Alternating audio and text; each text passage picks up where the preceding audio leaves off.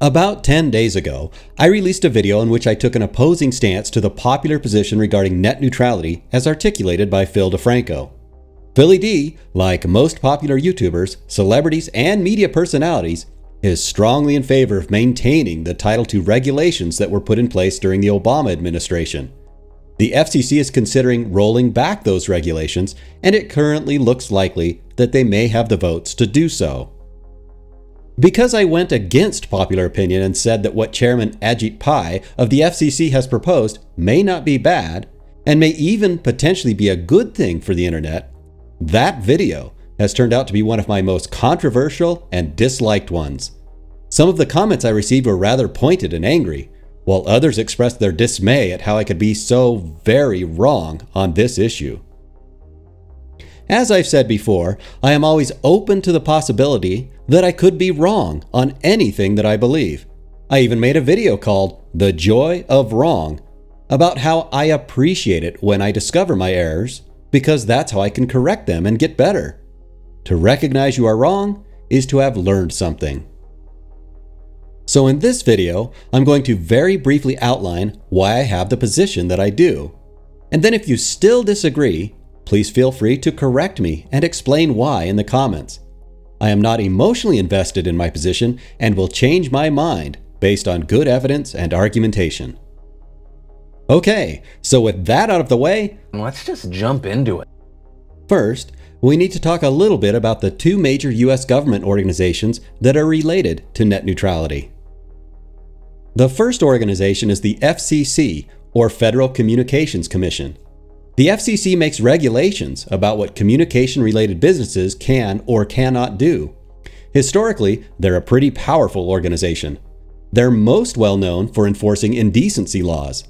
They're the guys that tried to sue CBS for over $500,000 for Janet Jackson's wardrobe malfunction that happened during Super Bowl 38 back in 2004.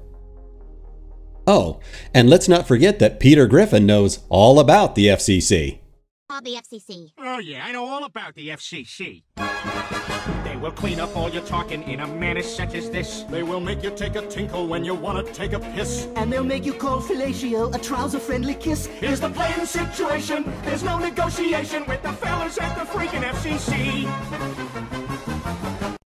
The second is the FTC, or Federal Trade Commission. They don't make any regulations, but instead, their job is to make sure that all businesses play fair and don't deceive their customers. They investigate claims of unfair business practices and can levy fines against violators. Those fines are then paid out, generally as refunds. Because the FTC doesn't make laws, you don't generally hear too much about them until after they've already completed a successful investigation. For example, like when they fined AT&T $80 million for mobile cramming. So in very general terms, the FCC prescribes in advance what is legal behavior via regulations. It is proactive.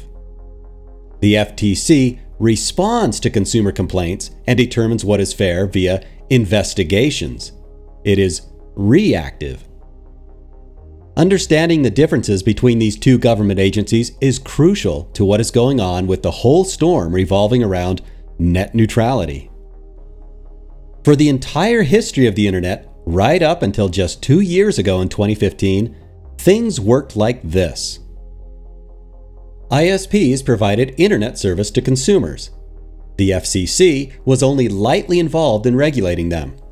Meanwhile, the FTC stood by to investigate any consumer complaints that arose. Both organizations had a watchful eye as to what was going on. As the internet grew, the FCC issued ever more detailed guidelines about what it considered to be generally acceptable business practices. This period is often called the light touch phase. The internet generally grew very well under these circumstances, but with only light regulations in place, from time to time, ISPs would sometimes push the boundaries or try to do something that looked unfair or out of line. If you're following the net neutrality story much at all, you've probably seen a list like this one, produced by an organization called Free Press. This list, or one very much like it, was sent to me or reproduced in the comments in response to my last video. Now, this list of alleged net neutrality violations looks pretty scary on the surface, But if you examine it closely, you'll quickly note that it only tells you about the problems, and it doesn't tell you much about what happened after those problems were discovered. It tells you the first part of the story, but it leaves you to guess as to how those problems may have been resolved. So when you fact-check these cases, as was done in an article by High Tech Forum, you discover that the mere threat of the FCC or the FTC getting involved was often enough to get things back on track.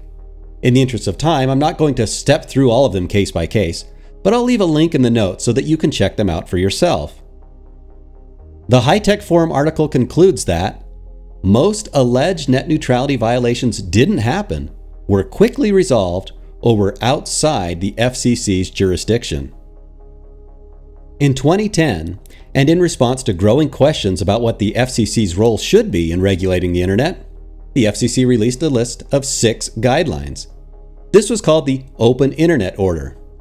These guidelines are what most people think of when they talk about net neutrality. Here they are from the Wikipedia article about net neutrality in the US.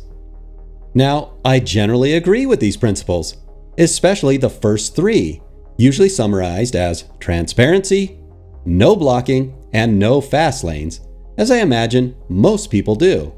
So, what's the problem? Aren't we all on the same page here? This is where, I think, the confusion over Title II net neutrality begins. You see, in 2014, there was a landmark court case called Verizon Communications versus the FCC. The outcome of this case was that the court ruled that, under the current structure, the FCC could only enforce one of the 3 big guidelines, the transparency one. The other 2 were something that ISPs could voluntarily agree to do, and then if they did not, the FTC could investigate them for fraud. But the FCC had no authority to pre-regulate those guidelines. Regulating and enforcing the no blocking and the no fast lanes could only apply to ISPs if they were reclassified to be telecommunication services under Title II and therefore brought under the sole jurisdiction of the FCC, rather than stay as they had been classified for roughly the past 20 years as information services. Well, this ruling made President Obama angry. As he often did, President Obama took the attitude of government knows best, and so he instructed the FCC to figure out how to legally justify changing the classifications of the ISPs from being Title I, as they currently were, to being Title II, where the FCC could be in total control of them. And so they did. They put together a big 400-page document describing why they felt they were right to change how the ISPs were classified. A link to that document is below. And then they held an internal vote on it, and the new regulations passed by a vote of 3-2 in February of 2015. This new classification changed how all the pieces fit together. Under the new Title II regulations, the FTC was removed from its position. Bye-bye. And the FCC was now moved to act as an intercessory between consumers and ISPs. Anything that ISPs now did would have to be reviewed and approved by the FCC. At the time of the change from Title I to Title II, 2 guys voted against it and wrote their dissenting opinions as part of that 400-page new book of regulations. They both said pretty much the same thing. The current system, with the FCC and the FTC watching over things, was working pretty well. Sure, there were sometimes issues, but for the past 20 years, they had been able to stay on top of them. Now, with the FCC essentially becoming the lord of the internet and all the new red tape that it would bring, it would likely slow down innovation and infrastructure involvement in the short term, and who knows what new regulations it might decide to impose in the long term. Remember, we're talking about the freaking FCC now being the new boss of the internet.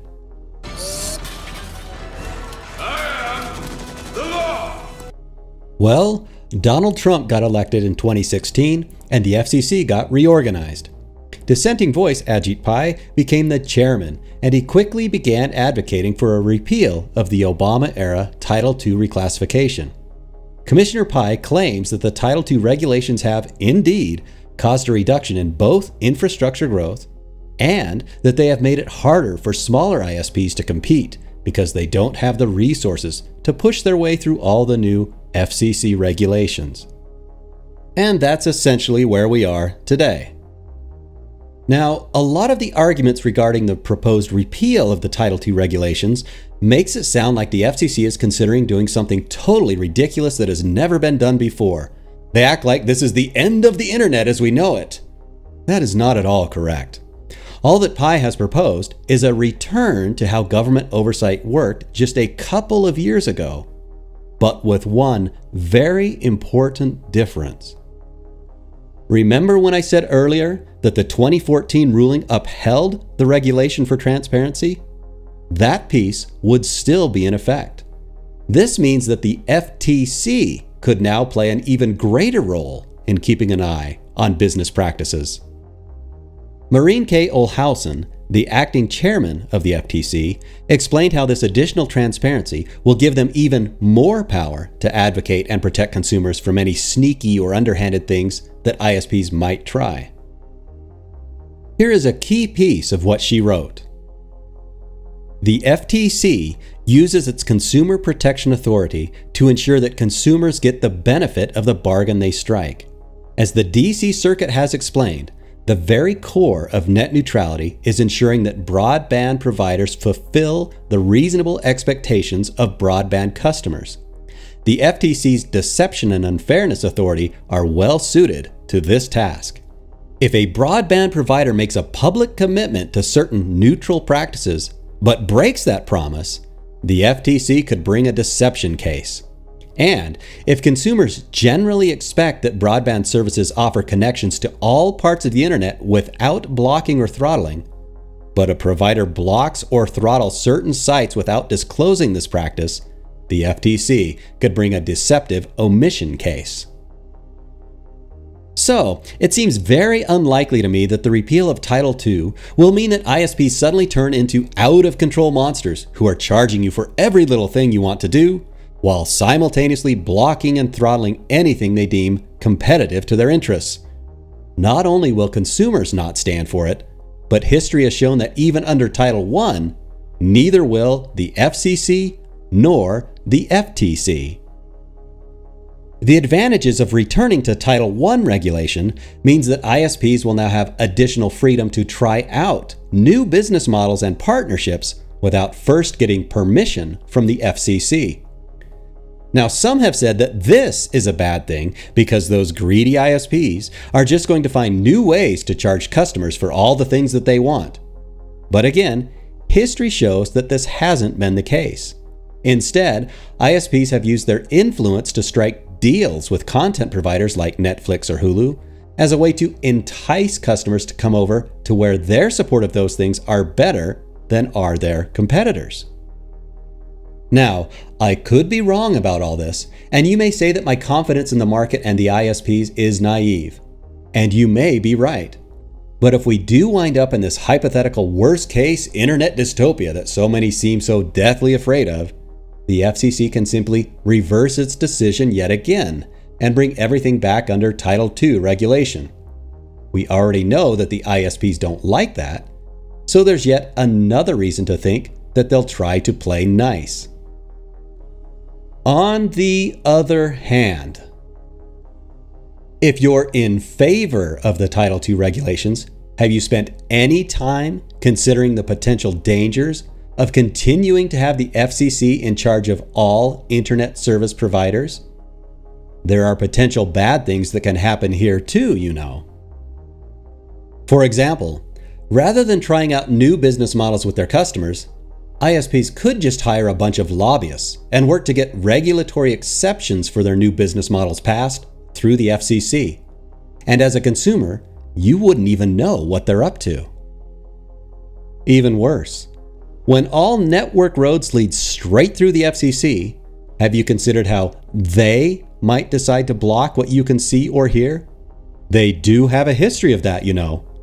At least with an ISP, you can file a complaint or potentially move on to another ISP.